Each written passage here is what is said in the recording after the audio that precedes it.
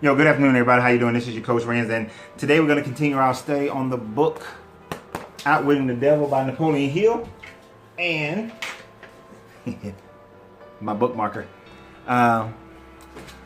This chapter is one of the primary foundational chapters of this book.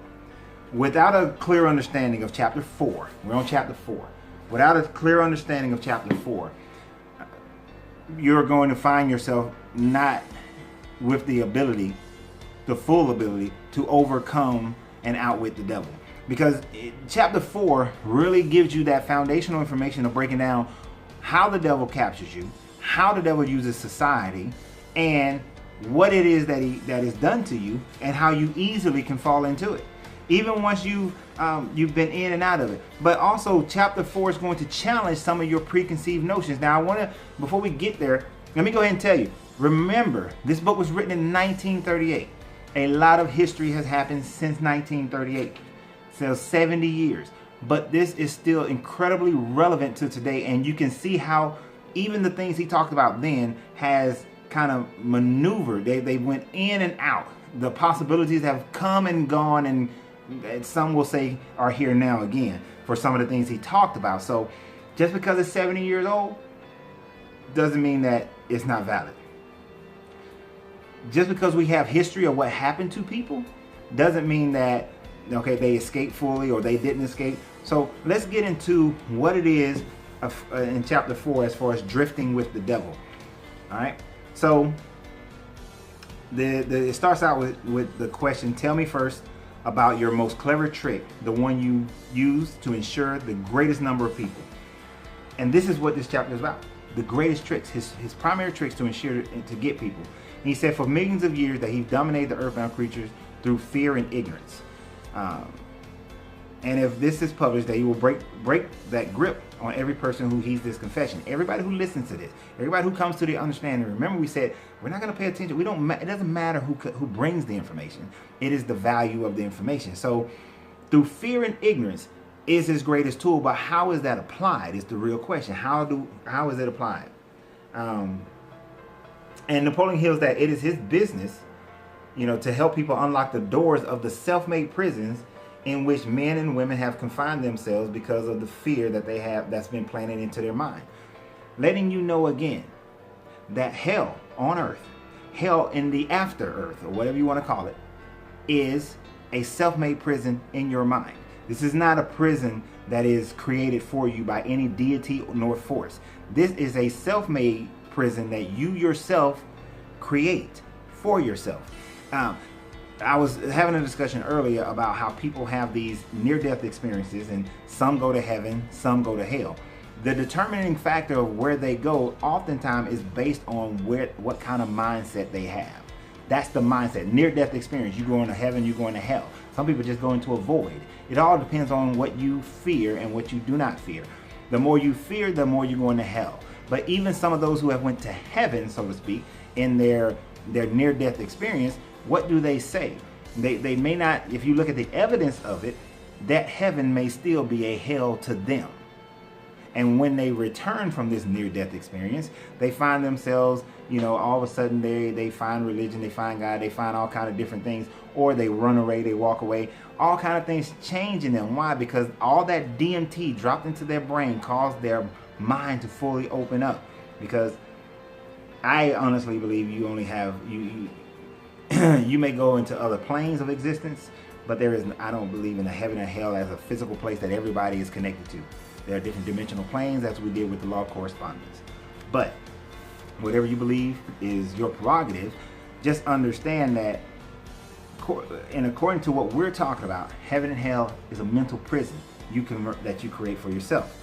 And how does the devil get you into this mental prison? What is the negative portions of your brain that gets you into this mental prison? It's the principle of habits. That the devil establishes the habit of drifting. When a person begins to drift on any subject, he is headed straight towards the gates of what the earthbound calls hell. Meaning that from a very early age, you start drifting, you start the habit of drifting. You start picking up these traits of procrastination. You start picking up these habits of laziness, of not thinking. And we're going to get a little deeper into that as we go. But you pick up these traits, and as you pick these traits up, they become your life. And you just start saying, well, that's just who I am. But it's not really who you are. It's who your habits have made you into. All right? He said that he can define the word drift by saying that people who think for themselves never drift, while those who do little or no thinking for themselves are the ones who are drifters. They are to be influenced and controlled by the circumstances outside of their own mind. But they can break it if they like, but they never go through the trouble of thinking for themselves. They accept whatever is thrown their way without making any protest or putting up a fight. They don't know what they want in life, and they spend all their time not knowing it, not getting just that. And they have a lot of opinions, but none of them are ever of their own. They're just parroting what other people have said. And they're just too lazy mentally to do their own thinking with their own brain. These are drifters. People, they tend to watch the news and repeat what the news say. They tend to follow a party, a political party, a racial makeup, a gender. They follow whatever society group that they have attached themselves to, and they parrot the information without ever thinking about it for themselves. And oftentimes when requested or asked to think, they won't do it. They're too lazy to think for themselves, right? They're just too lazy. So Napoleon asked the devil, when and how do they gain control over a person's mind? The devil says when they're young. That he lays the foundation to control a person's mind of the owner when they're born, and oftentimes before they're born, and then will use physical heredity to also instill the habit of drifting and the habit of not using their own brain. He oftentimes like to hit it up, get people set up before birth. That before birth, as many as possible of the weak, many weaknesses that you have that you can utilize of your heredity, that you will use those to create the environment that you can then fall into this principle of habit that you will fall into of drifting. The mind is nothing more than the sum of your sum total of one's habits. I kind of messed that up a little bit, but basically from the time you're born, starts to use these different things. You're born into this world as a black man, so you're being told that you can't do this or you can't do that, or you have to be this way or think that way. As a black woman, as a white woman, as an Asian, as a whatever society, whatever group you're born into. If you're born with a handicap, then those handicaps are designed, then people use those mentally to limit you.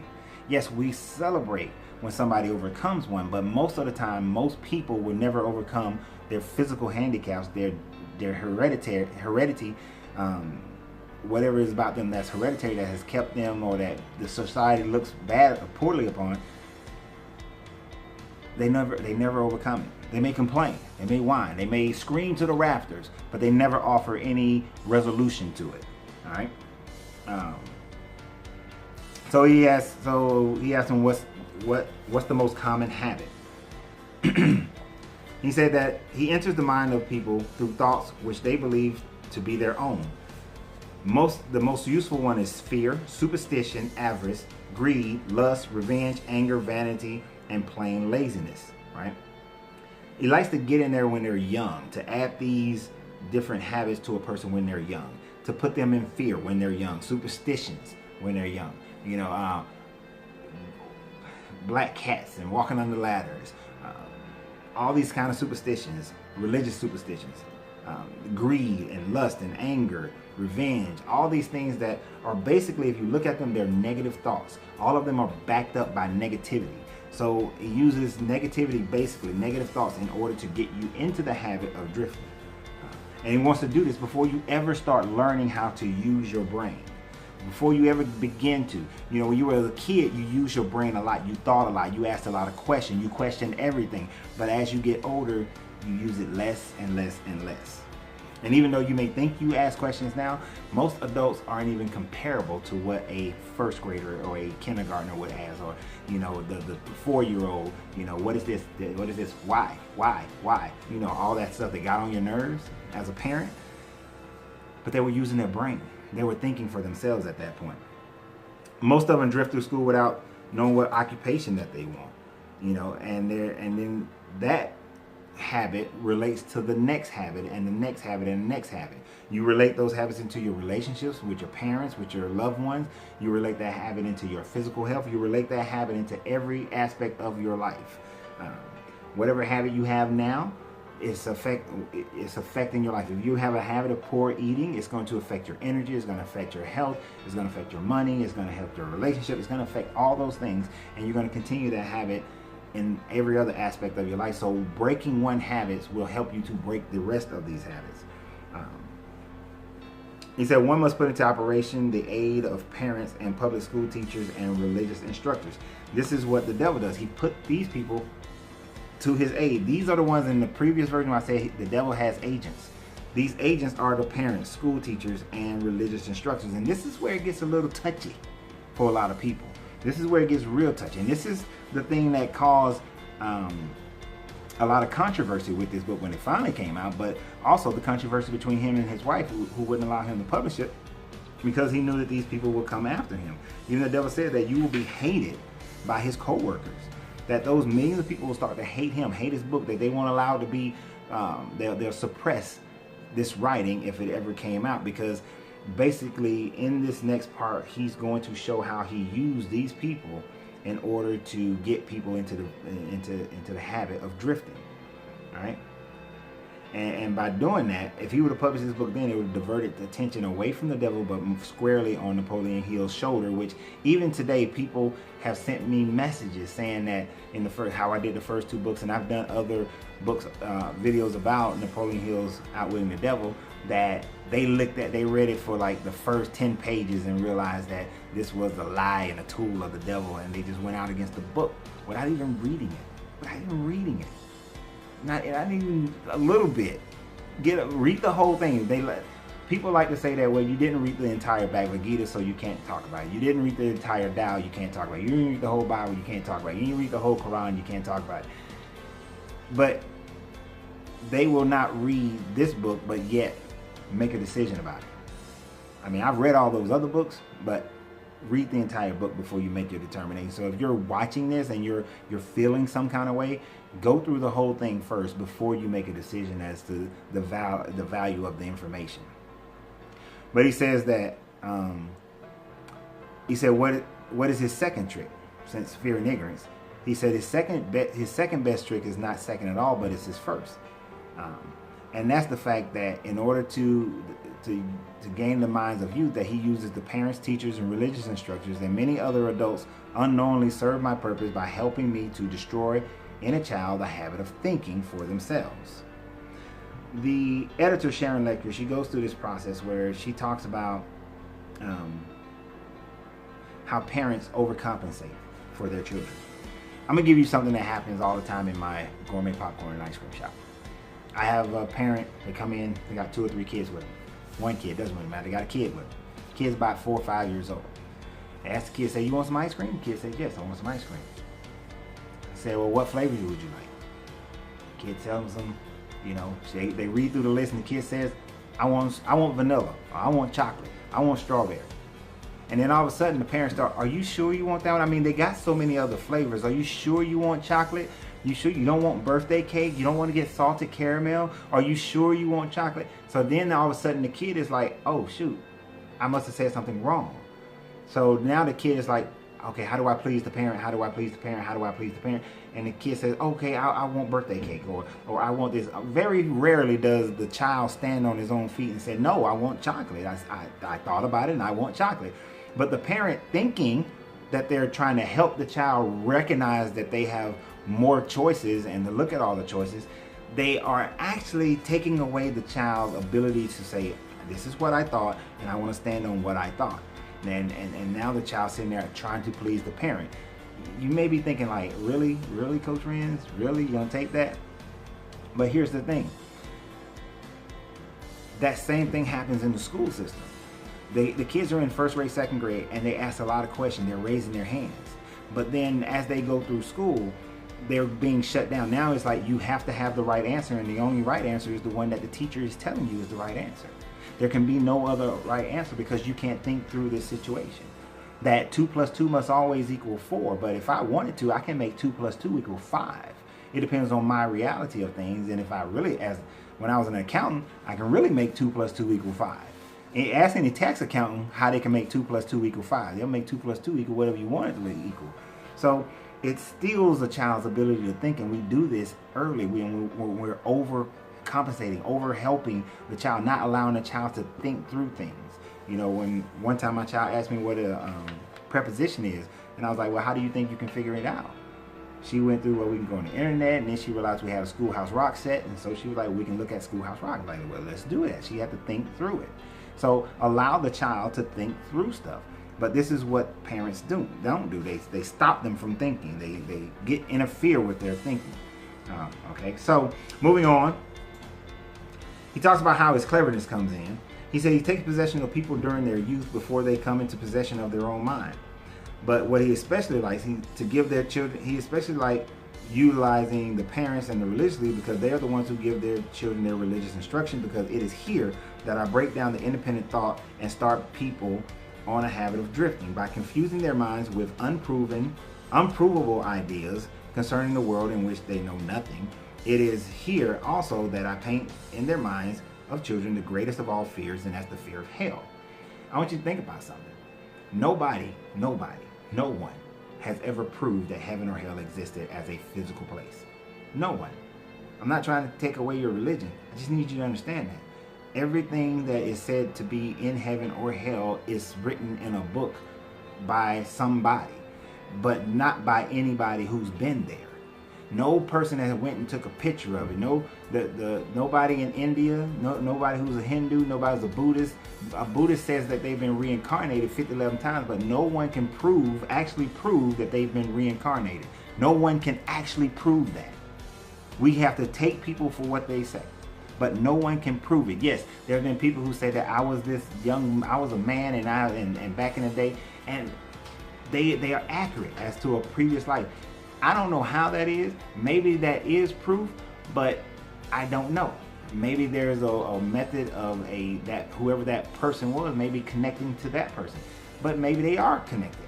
Maybe they are reincarnated. I don't know. But nobody has actual proof that you cannot dispute, is my point. There's leanings, there's suggestions, there's possibilities, but there's no actual proof. Even talking about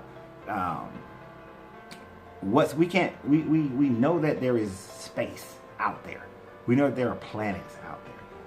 We estimate that there are billions of other life forms on billions of planets out there, but we have no actual proof. Logically, we know it should be, but we have no actual proof. And that is all he's saying. Like, you're giving them something that's completely unprovable, but forcing them to believe that it is fact. And you force them to believe it no matter what.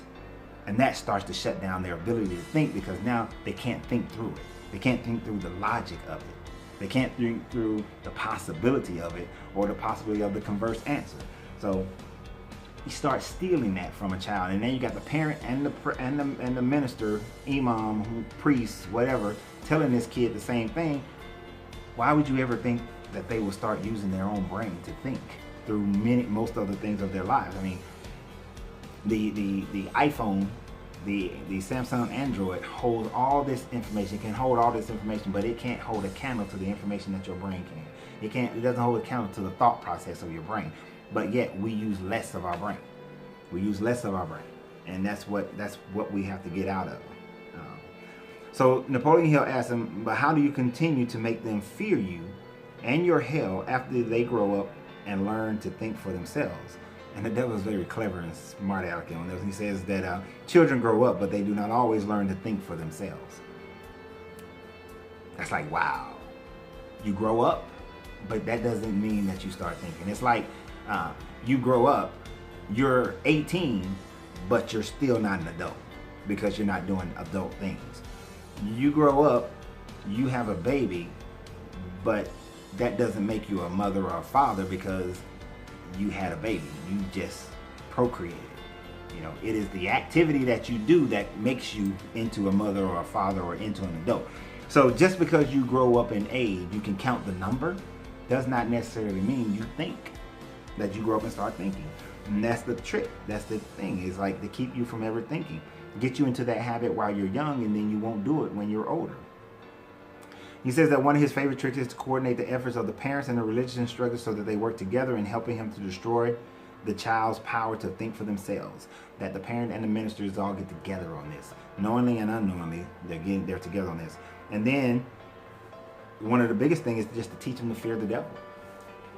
I grew up with the fire and brimstones, teachings. The more you fear the devil more than you fear God. What the version of God you was given, you feared the devil more than that. You feared going to hell more than anything else. You were so afraid to do anything in life because you felt like if I do this, I'm going to hell. If I sleep with this girl, I'm going to hell. If I go and I get into this fight, I'm going to hell. If I throw this piece of paper, I still have this phobia thing. Now it's not a phobia thing. Part of me, when I throw something on the street like trash, I don't do it. But if I accidentally do it, I will have to go and get it and pick it up. Now, I do it now because I know that it's just the right thing to do. But for a long time in my life, I felt like if I leave that there, that I'm going to get punished for it. Like, I don't know why throwing stuff on the street was such a big deal for me, but it was.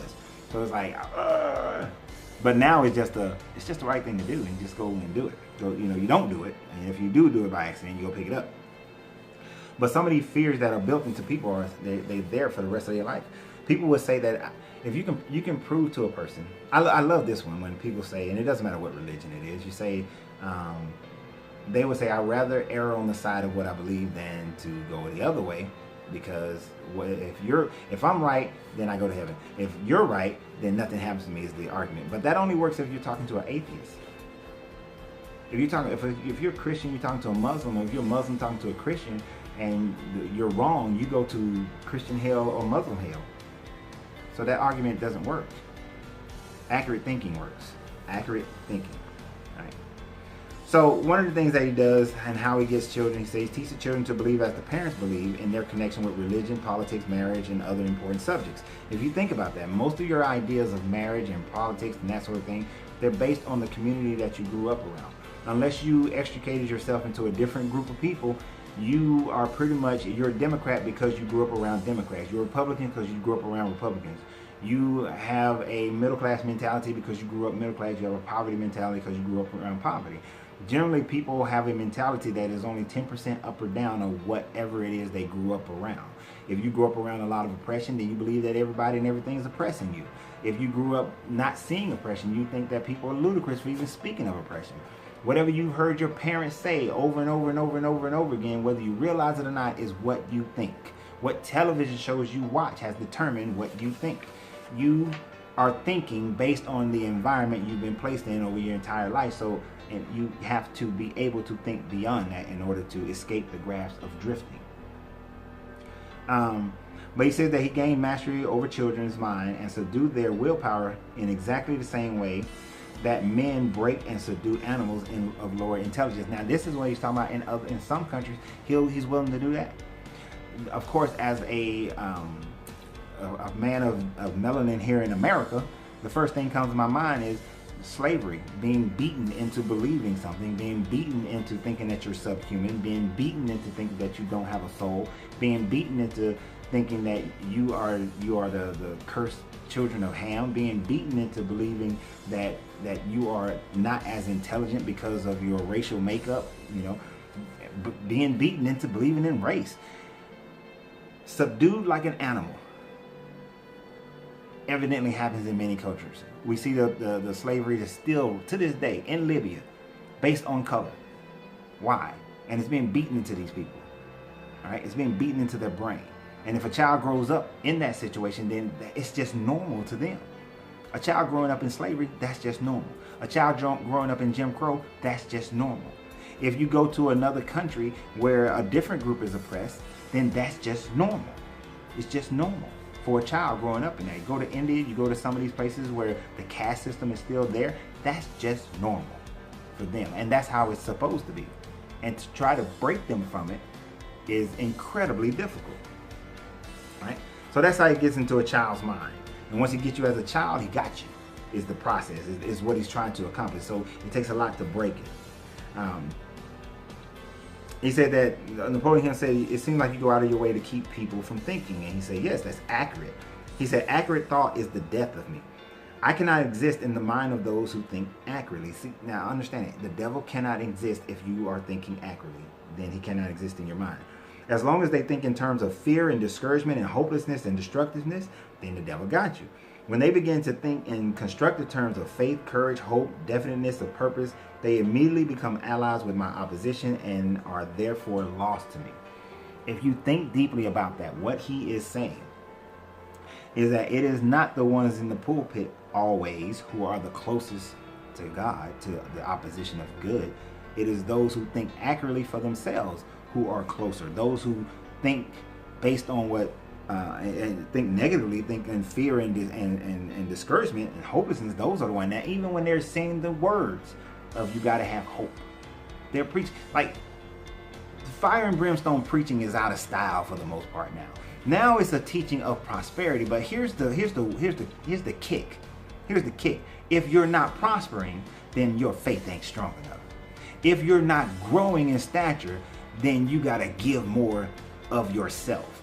Do you see? It's like you're not getting it now because you're not good enough. You're still trapped. You're still handicapped by the devil. But that teaching, because people are not experiencing that growth and that abundance, then they believe that they are still being handicapped, when the teaching should be that you have the ability with accurate thinking to change your life. You have the ability with applying that accurate thinking into action to change your life. If the teaching was that, then that teaching would be on the side of the opposition to the devil. Because that teaching is saying that you have nothing truly to fear except for your own laziness, your own negative thinking, your own thoughts that keep you hindered. At least the law of attraction is not a perfect teaching, but at least it's more in that line. Now, if it was the Hermetic teaching, it would be definitely in that line. Because the Hermetic teaching is about seeing life and everything around you exactly how it is, understanding how it is, why it is, and how you use the law of mentalism, the law of cause and effect, how you use these laws, the law of rhythm, polarity, correspondence, to change it into the way that you mentally project it. So it should change. We have to think that way. Now, he then goes on and talks about school teachers. And this is one of the things I was talking about earlier, about how school teachers, because it's not so much what they teach, but what they do not teach. How almost everything except, they teach everything except how to use their own minds and think independently. The problem with it is that teachers don't teach critical thinking anymore. It's teaching you to memorize, teaching you by rote. When kids used to learn to critically think, then you became a thinker, you know.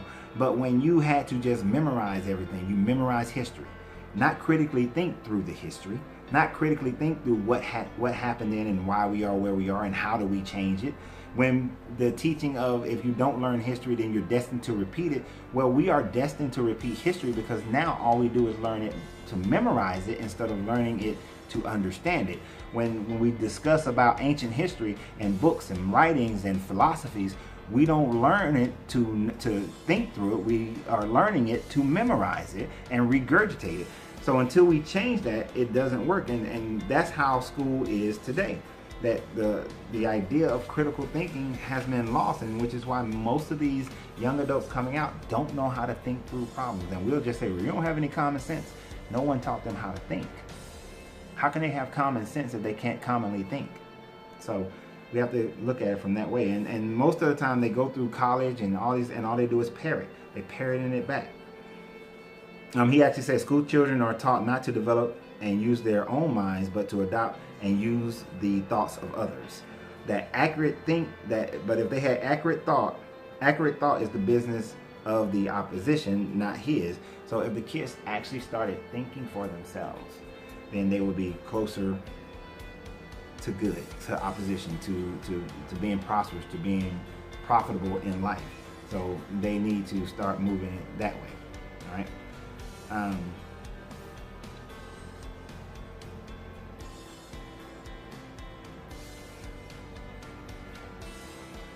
But so anyway, moving right along. He says, talks about Napoleon Hill asked him, what relation, if any, has your opposition to the homes, the churches, and the schools?